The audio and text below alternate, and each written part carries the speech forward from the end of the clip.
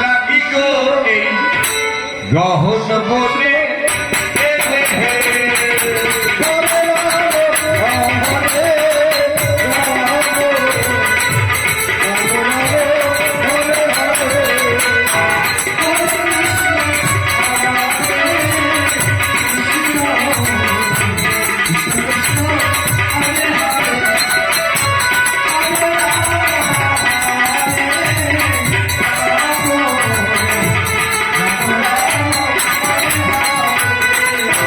নিজ পতি রেখে তোমরা পরমতি ভজ হে লোকি সে লাগিও গহনে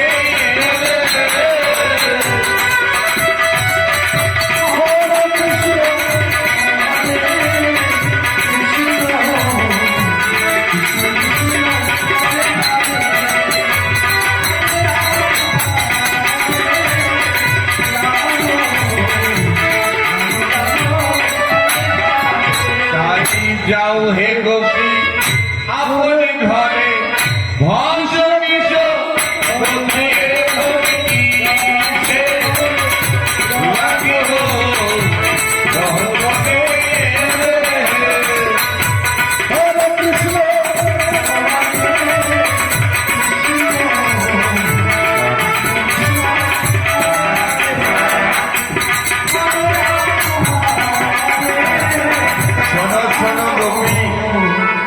পতি ছেড়ে আর এক পতির কাছে গেলে কি হয় জানো? শুনে নাও গোপীগণ, লক্ষ্মী সম সত্যি নারী হলেও নরকে পড়ে আমি তো বলেছি লাগিও গ্রহণ করে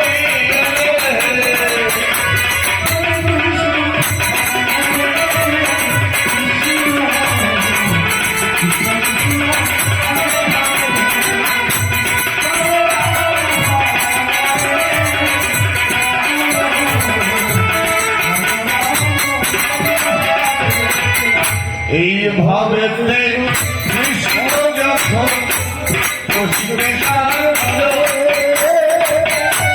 সকাল হতে দেব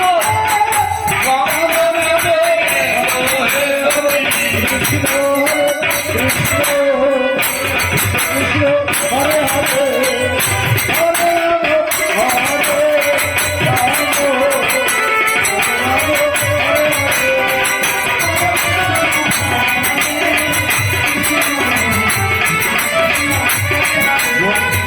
ললিতা হঠাৎ ছুটে গেল। ললিতা বিশ্বকা সবাই মিলে রাধে এত অপমান আর সহ্য করা যায় না।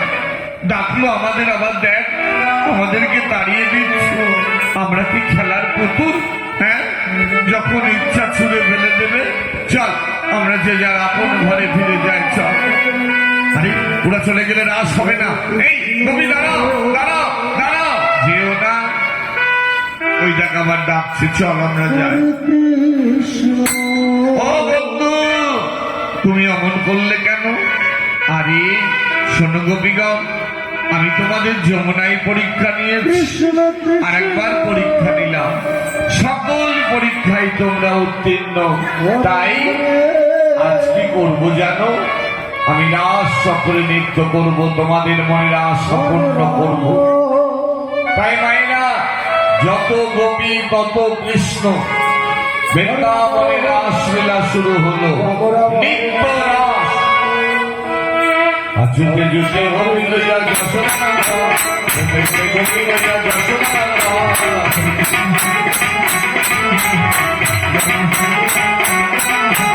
গোবিন্দ যা যশোদা, গোবিন্দ যা যশোদা।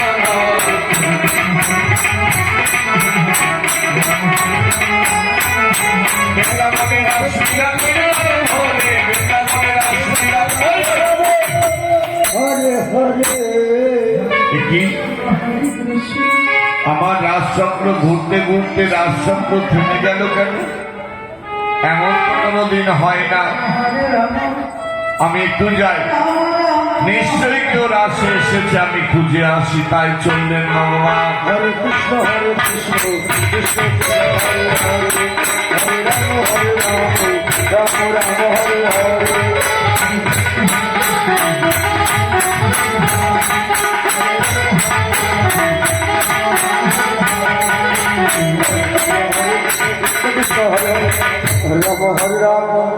আরে কে গো এখানে এতখানি ঘোমটা দিয়ে বসে আছে?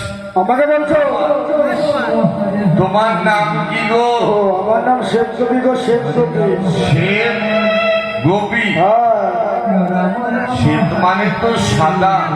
আচ্ছা, দেখতে খুব সুন্দরী তুমি। হ্যাঁ, খুবই সুন্দরী। কৃষ্ণ হরে হরে। দেখতে যদি সুন্দরী হও গোপী, তাহলে চলো রাসমণ্ডলীতে। হরে হরে। চলো চলো চলো। নিয়ে চললে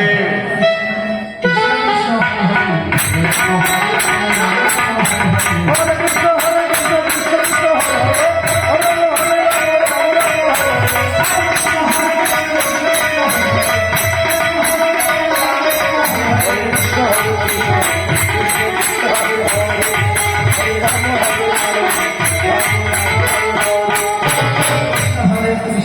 ও গোপী, বলো বলো। তোমার বদনটা একবার দেখাও না। এই বদন আমি কাউকে দেখাবো না। কেন দেখাও না? ওই যে বললাম আমি খুব সুন্দরী। তুমি খুব সুন্দরী। আমি হচ্ছে বিশ্বের সুন্দরী। ওরে বাবা, শোনো, বিশ্ব সুন্দরী তোমার বদনটা একবার দেখাও। তাতে আমার লজ্জা বেশি। আমি কিন্তু জোর করে দেখে নেব। আমি দেখাতে পারবো না। দেখাবে না তুমি? তাহলে দেখো।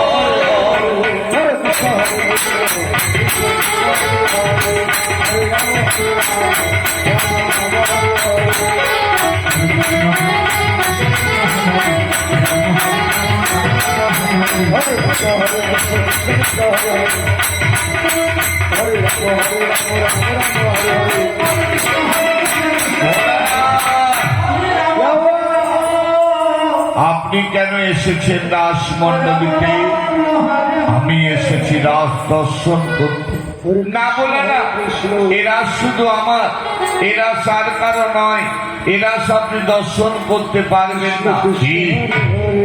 আমি রাস দর্শন করতে না পারলে আমি পার্বতীকে নিয়ে এক্ষুনি চলে যাব।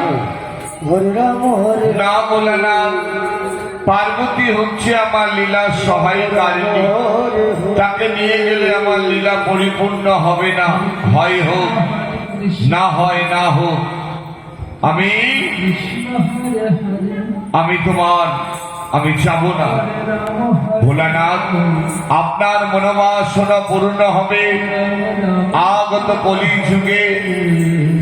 যুগে আপনি জন্ম নেবেন শ্রীরাম শান্তিপুরে। আপনার নাম হবে অদ্বৈত গোসাই। সুরধনী গঙ্গার তীরে বসে নয়ন জলে আমাদের দু ভাইকে ডাকবেন। কানাই বলাই দুই ভাই নদিয়ার নবদ্বীপে অবতীর্ণ হবে। হবার পর নবদ্বীপের ভক্তদেরকে নিয়ে করব হরিনাম প্রেম রসে রাস লীলা। আর ঠিক তার পরের দিনই হবে আপনার শান্তিপুরের ভাঙা রাস। সেই দিন আপনার মনোবাসনা পূর্ণ করব। আপনি বসে থাকবেন শান্তিপুরে। আমি সকল ভক্তদেরকে নিয়ে করব হরিনাম প্রেম রসে রাস লীলা। সেই রাস আপনি দর্শনে পাবেন প্রভু। বেশ, তবু তো আমার মনের বাসনা পূর্ণ হবে। আমি আসি প্রভু, আসি। দাঁড়ান ভোলানাথ। হে ভোজগোপীগণ, ভোলানাথ হলেন পরম বৈষ্ণব। তাই সবাই মিলে বৈষ্ণব চরণে পুষ্পাঞ্জলি দাও। ওম নমঃ শিবায়, ওম নমঃ শিবায়, ওম নমঃ শিবায়। সেই ভোলানাথ চললে হরে কৃষ্ণ কৃষ্ণ কৃষ্ণ হরে হরে রাম হরে রাম রাম হরে হরে।